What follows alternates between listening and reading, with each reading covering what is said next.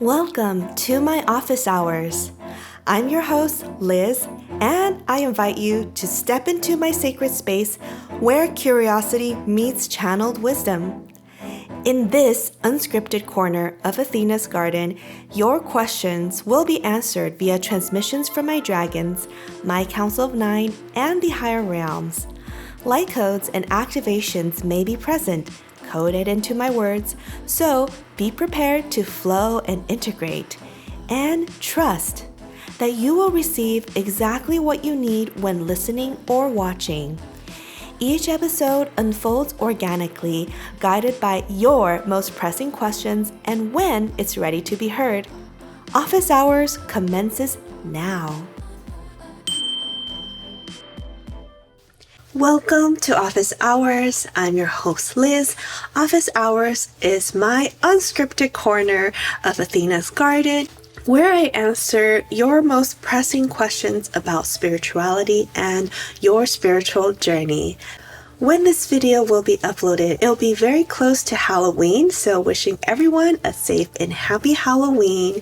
Even if you don't celebrate it or cannot see, feel, notice, or sense spirits, it doesn't mean they don't exist. Spirits coexist with us 365 days of a year and all 24 hours a day. They don't only come out at night or only during Halloween. They are with us constantly. So even if you don't believe or cannot sense them, always carry a respectful attitude so that we can peacefully coexist as we've always have. Today's theme, I like to discuss the different kinds of lightworkers. I have my whiteboard here, but if you are listening while driving or operating machinery or other tools, please don't worry. You don't have to look here because I'm going to read it. So this is just a supplementary whiteboard today.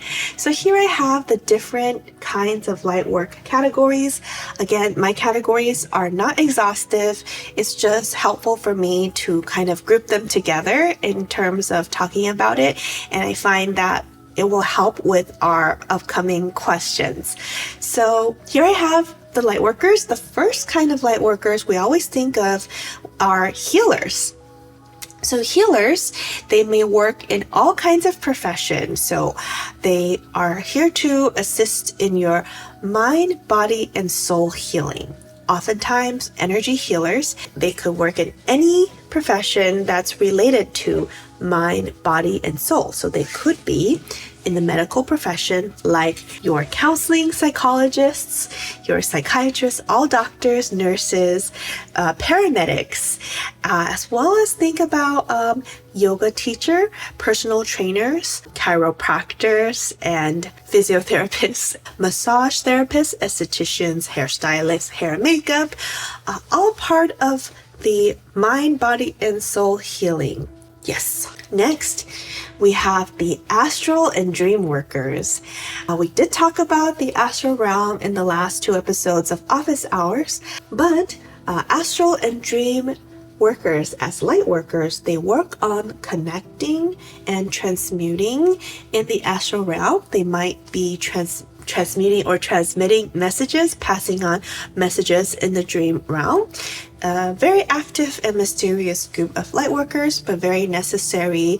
They might be responsible for one section. They might be responsible for guarding or keeping an eye out on what's happening in the astral and reporting above and below, as in to us. So very important group of lightworkers. Next, we have psychics and mediums. And in general, I would consider this group as a group of lightworkers who are using their clairs and special psychic gifts to assist, help others, to be of service to others. So whether it be tarot card reading, I Ching reading, runes, and other divination readings, they're also mediums. They can pass on messages, either assisting you to connect with your spirit guides and passing on messages, or with deceased family members and ancestors and any messages. Mediums are fantastic at doing that. They also can help spirits transition. So very important group of light workers. Next, we have the guides and teachers. So they help you with your ascension journey and act as counselors.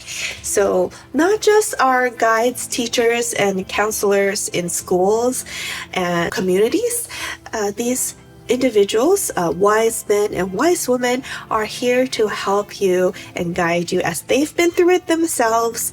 Perhaps this lifetime, perhaps many lifetimes before, they're here to guide you.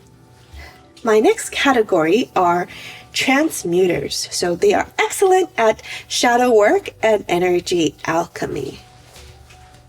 I think that's also self-explanatory, but we always need one of these in all environments who are there not just to lighten up the mood, but energetically shift the vibrations or uphold a certain vibration. So energy transmuters.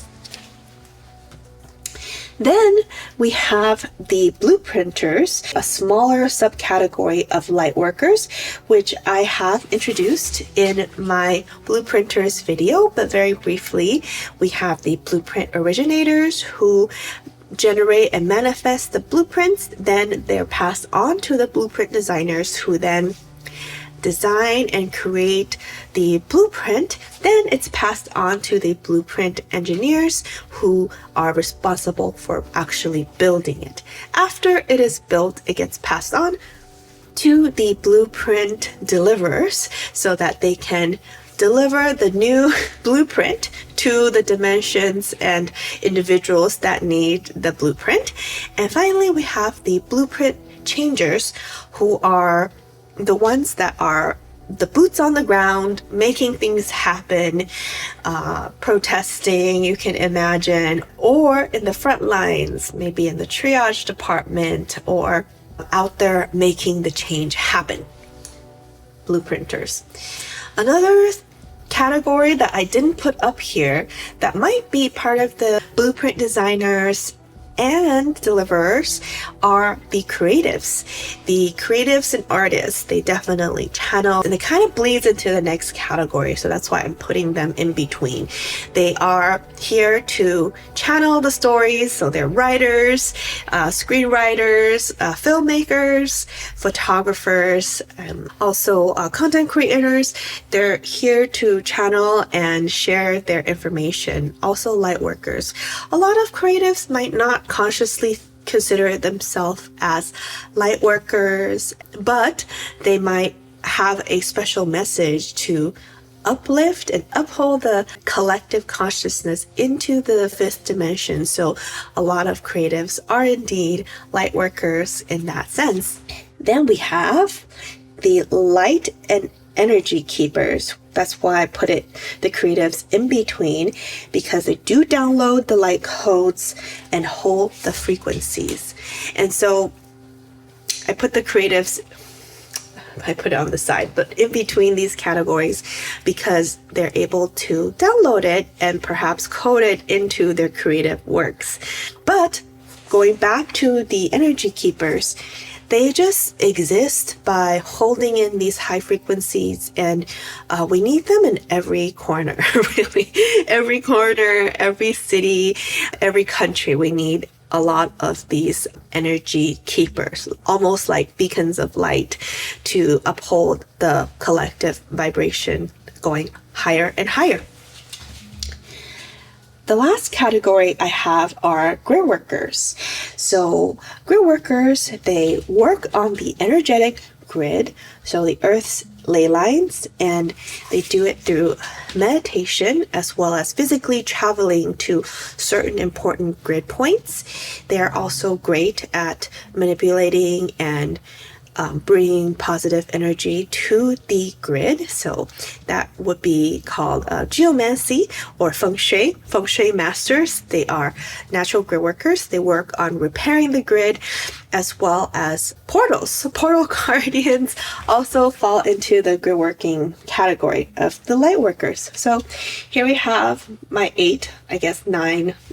nine categories that I have grouped some of them because they're very similar, but these are I feel like these are distinct enough to be in their own categories. And so you might be one of them. You might have multiple of these light working traits. So I love to know which one you are, which kind of light worker you are, or you identify with as your primary kind of light work that you do. Love to hear from you in the comments. But in general, all light workers work to raise the vibration and raise the frequency in order for ascension. So good job, everyone. I see you. Thank you for your hard work. And just take a moment to acknowledge. Thank you. And now we're going to move on to the questions. I have my notes here. The first question, the Love Codex asks, can you talk about energetic implants from other lifetimes, maybe Atlantis or from primordial times? So when I saw this question, I'm assuming the energetic implants you're referring to are interferences, programming that you might get from negative entities through different realms and also different timelines. So definitely, Atlantis aside, time is not linear, and as you kind of go along in your journey, you might go to a city and it might connect you, especially if the frequencies match up. And what I mean by this is we are human. We have ups and downs in terms of our energy field, as mentioned with the Hawkins scale. Like, it's actually a figure 8. You might have a higher baseline point in the middle of the 8, but we go up and down when we see something inspiring. Our vibration energy goes up, and if we see something depressing or something bad happens to us, to our family members, friends, or we're listening to depressing news or reading depressing news, it brings our vibration down a bit. And so it's just kind of going down the figure 8.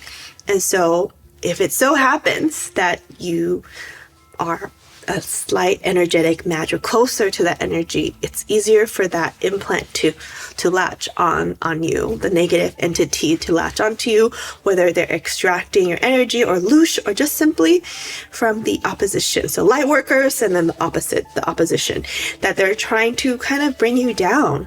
And when your energy vibration lowers, that opens the little crack that opens into these energetic implants that might be wreaking havoc in your life or causing chaos. So a lot of the times it's like, why is all these bad things happening to me at once? Appointments are getting canceled, or credit cards not going through even though you have money in an account. All these like friction just kind of adds up, because that kind of builds up your frustration level, anger, and like all these like negative emotions, embarrassment if your card's not going through. And it's all like these interferences, let's just call them interferences. And so it definitely opens you up just a little bit, and then like chaos can happen. And so a friendly reminder, what to do is to keep up with your cleansing and purification processes. So it could be, the elemental ones. Pick the ones that you like the most, or kind of targeting, depending on how you feel, will work the fastest. So fire, you can do incense, smudging. Water, you can use essential oils, or submerge in a salt bath, or submerge in the ocean or river, like cleansing or air cleansing, opening up all the windows in a nice day and have the air circulate and like push it out, cleanse. Or minerals, crystals, earth, you can set up crystal grids, or putting your feet to the ground and connecting and planting yourself into the earth, letting that cleanse you. Yes, there are many ways. Pick the one that is the easiest, works well for you, and just make sure to do it periodically so that you can make sure to catch these implants and remove them. And definitely ask your guides, your higher self, to please assist you in removing these discordant energies and implants that don't belong to you, that have no place in your energy field, to please help you remove them instantly right now. And thank you. So definitely important to keep an eye out. And one last thing about your question about primordial, I would say that when I see that word primordial, I think that it's closer to the time when we were one in a monad, or closer to source. In that case, it would be difficult for the energy implants to affect us in any way in that form. And so it's usually when we are individuated, separate as individual souls, especially as humans, is the form where we're most individuated in order to experience what we set out to experience. And in this form is where we might have the most interference as to these energetic implants. So the second last thing about Atlantis, because we are in that karmic thread of these post-Atlantean influences, probably that's why some of these might come up again, because it could be karmic influences or homework and assignments or tests that have been designed from your previous lifetime here, if you were here in Atlantis. So it's definitely possible that it is from previous lifetimes, previous or other lifetimes. So either way, wherever they're from the opposition, it is still our job to be vigilant and to make sure to constantly guard and remove them when we see them. So I hope that helps a little bit. So this brings me to my next question. How often, if at all, are light workers hunted? So when I see the word hunted, I'm assuming that we're talking about either psychic attacks or attempts at conversion. So targeted conversion. So first of all, the opposition is not going to be discriminatory when they want conversion. They will cast a net for everyone. They will ask anyone they see, whether they're a light worker or not, whether you like to join their side. It's like the start of a new semester, new school, new college campus. You see everyone recruiting their club members, right? So the opposition is going to do the same. They're going to recruit everyone, regardless of whether you're a light worker or not. But definitely in their interest to recruit light workers, because that will strengthen their side, right? So I would say, yes, definitely light workers are targeted, but then everyone is targeted. But specifically, psychic attacks, definitely light workers become more targeted, because when you are in your spiritual path and experiencing new things, especially in the astral, which is why I brought up the different categories of light workers. Definitely, if your light work involves working in the astral plane, or you're transmuting, doing the shadow work, you have a higher chance of encountering opposition in those circumstances, right? Other light workers definitely encounter opposition as well. So not just that, but I'm just saying, like, in those environments, you might encounter them more, as well as blueprint changers. They are often subject to opposition. So in a nutshell, we just have to always be vigilant, accept that that is part of the trip, part of the adventure, so to speak, because when you are of the light, especially as a light worker, that will draw some sort of attention. If you are a positive influence on others, that will draw attention because you're preventing them from recruiting. You're spreading the light, meaning that they can no longer recruit their target. So that's why you might become a target. So we just have to do the cleansings and purification as mentioned, and asking your guide and higher self to help you, to protect you, to guard for you, to watch out for you, and help you be aware of things, openings and closing those little loops. That definitely is very important. So what I want to emphasize is that if you are going through a psychic attack, meaning chaos have descended into your life in all aspects of your life, and things are just not going well. You might be experiencing health issues, your family, friends experiencing health issues, small accidents, minor accidents that happen, flat tire. All of these things are part of what can come up when a little opening is opened and like the psychic attacks are happening. So number one, don't blame yourself. It happens to the best of us. As mentioned, we are a figure 8, right? Or a sine wave, right?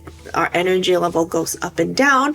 And just because somebody had caught you when you're in that little down wave and the energy matches and like the attack happens, don't blame yourself. It happens to everyone. It happens to the best of us. So just take a moment to sort that out and cleanse. I guess what I just want to say is that it's part of the experience, unfortunately, the beauty as well as the chaos. So don't blame yourself. Take care of it one at a time and rebalance.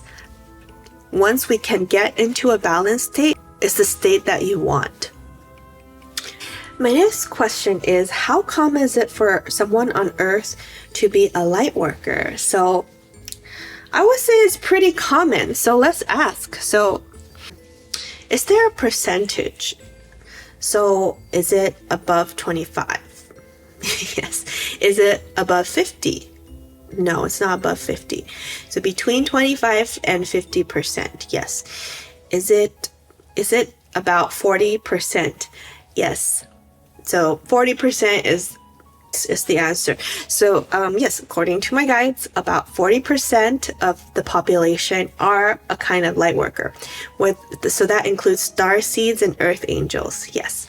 So that means 2 out of 5 people you meet are light workers. So they belong to one of these categories. How cool and beautiful is that? Very lovely. You're not alone. Okay, my next question, also from private message. When people who are brought to Earth for a specific task, like learning something specific or have a specific goal, like to assist Mother Gaia and making sure the world doesn't end itself again, do they get expedited to Earth? Kind of like a VIP line at certain amusement parks. People with a Gaia pass can line up on the special line, and the ride takes certain amount of souls for this one task. So people with normal admission still get to go on this ride, but people who are sent with a purpose, able to get their purpose done. Absolutely. So instead of thinking, this is very interesting because I think I've used the analogy of like a video game or a special mission in terms of talking about your soul mission and soul contract, what you've set out to do, your personal mission and vision as a soul, why you came here on Earth. And so definitely in my previous Akashic Records reading for clients, one thing that did come up that I think it's okay to share, yes, it's okay to share, is that there are groups, as an example, if you're from Mira or Melchizedek, which is like a kind of magic school, and you might sign up for the Gaia Study Abroad program, and you might come together as a cohort because you're from the same class and you have the same mission to learn something together. And that's one way to come together. Another thing that I read in the past, because I did that Twin Flames video about the different souls and the monads, some soul families, they come as a cohort. So in that case, you can kind of imagine, to continue the analogy that the asker used, it's like a ride, right? Roller cycles, you have like a certain box or train, right? You have one train and you're kind of from the same group. So I absolutely think that is true, especially if you have a specific mission together. But it's only like one car out of the entire train. There's plenty of souls that have signed up and they have their own goals, and it's just taking you to the same destination. So you're going together in a sense, but you still have your individuated goals. So together but separate, because that is the human form. Otherwise, you would not take the human form. You would take a different form and go elsewhere for your goals, right? So that's one way to think about it. And also, what I'm getting right now is that don't think too much about how you got here, but think about the people and the souls and the group that you're with, your community. That's what's important here, that you are not here alone. You're not here by yourself. You did come with a group. So yeah, focus on your community. That's what my guides want me to relay. And last question that I grouped together: what is the cost of becoming human? What is the price of admission? Well, we all have to sacrifice in order to become human. So if you think about our soul in the eternal sense, in the multidimensional sense, perhaps in a previous incarnation, just as an example, you had a lot of psychic gifts that you use and rely on all the time, and that was, your comfort zone to have access to all of these tools. But then when you become human, you have to give up all of those things. You have to give up perhaps your form, if you like the form you were in before, and you have to change in order to fit into society here. You can't have the different form. You have to be like, somewhat of a social standard, right, with society here. So a concrete example I will give is perhaps many of us remember having telepathic gifts. And so you can listen and you don't have to use words and verbal communication, but here you have to use your throat chakra in a different way in order to communicate. And until the collective consciousness changes to a certain level, then everyone will become or have access to telepathy again. So until that happens, for now, we'll have to use old school, writing, texting, and speaking in order to communicate with each other. So yes, the price of admission is sacrificing the other parts of your soul and gifts that you might have access to, but they're never gone, as in you can still hone in and develop some of them. Some of them are still accessible in certain ways. As an example, if you have remote viewing, that might be something you can train yourself, and with practice you can regain that. So other things like levitating might be a little bit harder. When the density changes, you'll be able to pick that one up right away. So I hope that answers the question. That we all have to conform and be embodied. So that in itself could be considered a sacrifice. Is there anything else with regards to any cost? Okay, so what I'm getting is also like your commitment to your mission. That is also the price of admission. Yes, you're here to accomplish something, whether to learn something or assist Mother Gaia. It's your commitment to. If you continue on the path, things will just open up. You just have to trust that the path is for you and the one that you've designed for yourself. And that is the price. You're trading your old form to experience this. So that is also the price. And commitment. This is very interesting. Is there, other than our commitment to the mission, is there anything else? No, just sacrificing the form and commitment to the mission. That's what I'm getting. Yes, if you're a fellow Lightworker, if you have any other insights about this, I would love to know in the comments. So, I will stop my rambling. I hope this episode of Office Hours was interesting for you and help answer some of your questions. And if you have any questions for me that you would like me to answer in the future, please do leave me a comment, or you can write to me via my website or contact me on Discord. So thank you so much for joining me for Office Hours today. I will see you in my next video. Take care. As we close today's Office Hours, take a moment to sit with what came through for you and where you are on your own journey. If this transmission served you and you feel called to support my educational platforms, consider booking a private session with me, making a donation, or simply following, giving it a thumbs up, or writing a review for my podcast. By commenting and sharing with your friends, it helps me reach audiences who are also seeking just like yourself. Check the description below for all the ways to connect and support. If you have any questions for future episodes you'd like me to answer, please leave comments on the platform wherever you listen to podcasts or on YouTube, or consider reaching out through any of my social media channels. My dragons and my council are happy to answer questions for those who are ready to listen. Please don't forget to subscribe and hit that notification bell so you never miss a transmission when it drops in perfect alignment. Athena's Garden TV is a community to nurture and support one another as creative and conscientious people in a global world. Together, we rise. Thank you for stepping into my office hours today.